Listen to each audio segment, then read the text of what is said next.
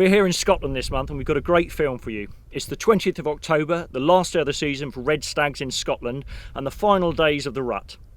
In this month's film, I'll be using a superb rifle courtesy of William Evans Gunmakers in the iconic 300 Win Mag. All this and more as we show you how easy it is to access Highland stalking from London as we set out from Euston Rail Station on the Caledonian Sleeper. Street, Sunderland, Dudley and Wolverhampton. It's approaching 9 p.m. here at London Euston on Sunday the 19th of October. Tomorrow is the last day of the season in Scotland for red stags and we aim to be there, refreshed and ready for some great sport first thing in the morning. At 20:57 we board our train destined for Scotland. A swift drink or two in the restaurant carriage and then it's off to bed, arriving at 06:28 the next morning. With the ghillie due to collect us at 9 a.m, we have time for some breakfast before heading off to the estate lodge to meet the stalker, Dominic. A couple of test shots at the target are all we need to confirm the zero of our rifle. Correcting the line at 12 o'clock. It's then into the Land Rover for a short drive up the hill. It had obviously been in such a bloody fight with another stag and it wasn't putting any weight whatsoever on it. It could be actually no stag. Good optics are crucial when hill stalking, as by being able to glass your quarry at a distance, the stalker is able to plan his approach.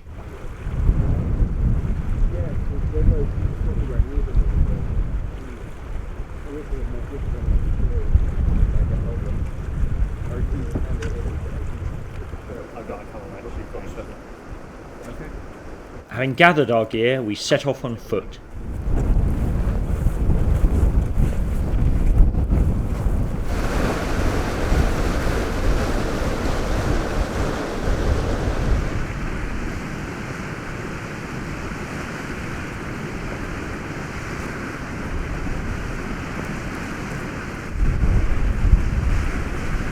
Earlier on there is a bigger lot of hinds, probably a stag on the skyline there. Yeah.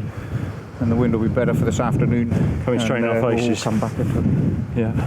We'll spend the morning out here and see if we can do any useful work. Fine. Probably after lunch before we do any useful work, given we're at lunchtime. How are we now. doing? Yeah, 11:30. Further glassing of the hillside reveals a shootable stag and hinds further above us, and so we start our ascent. Come up to where we sat and had lunch. You could come maybe 20-30 yards higher up or something, and then I should really see with the radio. But just stay literally right near the burn there, but a wee bit higher up than where we sat and had lunch.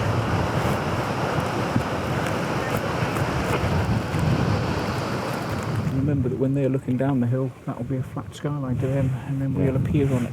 And the skyline that we're looking back on could be way over there, so just keep your head down. Keep down. Yeah. Okay. My telescope view. So up on the skyline we've got a nice 6-pointer. He's right on the skyline, so it's not a shot possible at the moment. So ideally what we're going to do is we're going to hope that he's going to come down a little bit and then give us a backstop. Get that ready if you want. Yeah, great. Just load it up and I'll stick it back in the sling, give you the answer.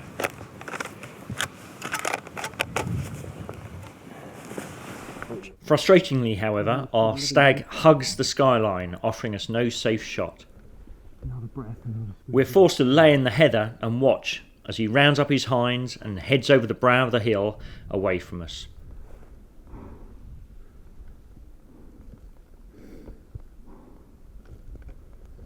With this initial setback, we break for lunch, which gives us a great opportunity to take a closer look at the rifle we're using.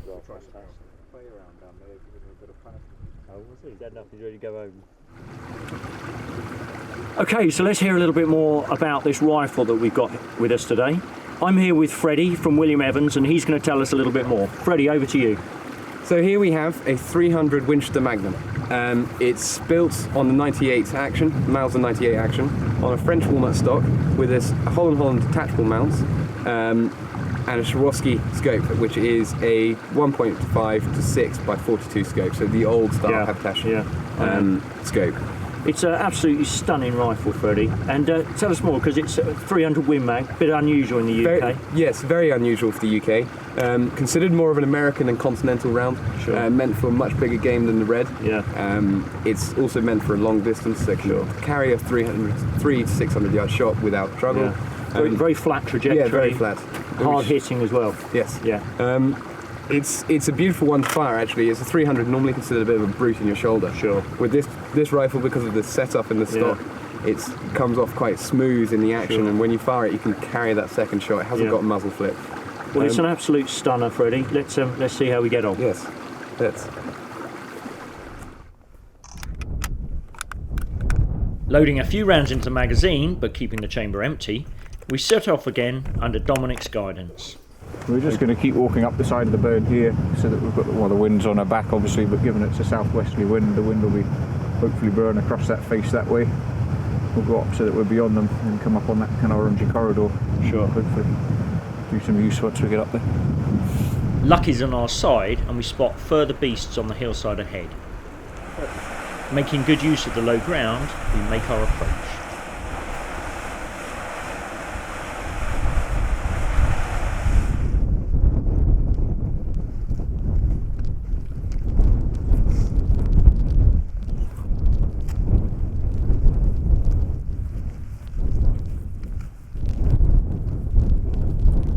Further valuable ground is made up by crawling before we at last get ourselves to within range.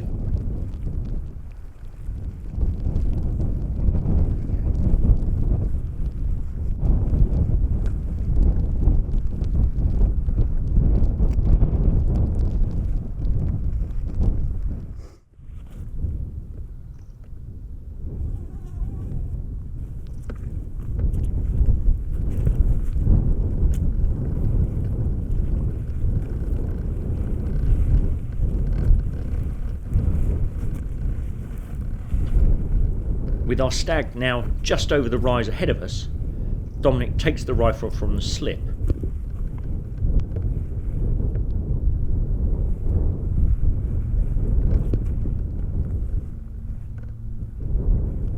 The ground is slippery, and at first I struggle to steady myself.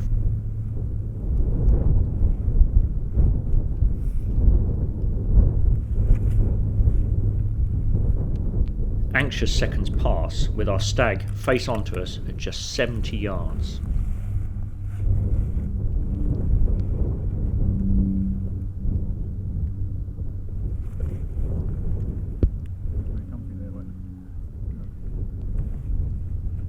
Finally, I manage to steady myself and place the crosshairs just below his chin. The only shot available to me, a high neck shot. The stag crumples on the spot as it absorbs the full shock of the 165 grain bullet, producing around 4,000 foot-pounds. I reload, but the shot is good, and the beast lies lifeless on the hillside. Warm handshakes, and after a brief wait, we approach our stag.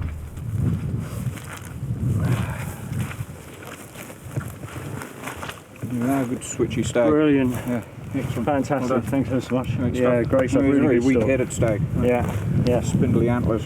Yeah. So basically what happened, you didn't catch that on camera, but the stag just kept coming in towards us. We stalked in, kept coming in towards us, and in the end we had to put one in just below the chin here in the neck shot. But Dominic, perhaps you can tell us a little bit more about what we got.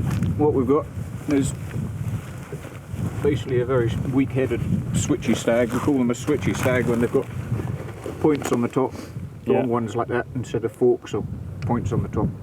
Dangerous stag in a fight, because obviously the point can go in on and damage another animal, damage the other stag. Yeah. So a good shootable stag. Yeah, great. Well, thanks ever so much for that. And a nice big body on it. Yeah, very red in colour, this one. Yeah, quite. He's not been rolling in the peat. Basically, the darkness of the coat this time of year is basically wallowing in the peat. Yeah. And they do that to make themselves look bigger and uglier than everyone and what else. sort of age would you say he was? He's probably 6 or 7, not a 6 or massively 7. old stag. Yeah. You know, you can shoot stags, coral stags, anywhere between 6 and 13, 14 or maybe 16. Yeah. But a good one to get off the hill. Well, fantastic. Thanks. Great story. Thoroughly enjoyed it. Well, the next part. Yeah, now the Gralakin. Thankfully, We're not left to drag the animal far before Dominic radios for some assistance. So it's been a fantastic day on the hill and we've bagged ourselves a superb stag.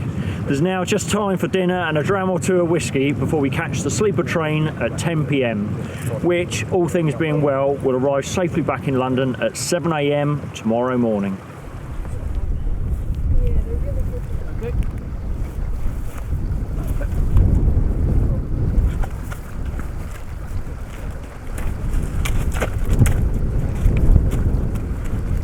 Hill stalking is hard work.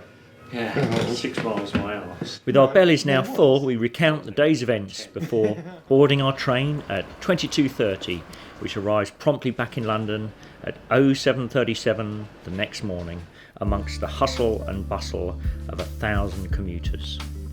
So that's it for this month. If you'd like to learn more about stalking red deer, browse our website for more articles and information.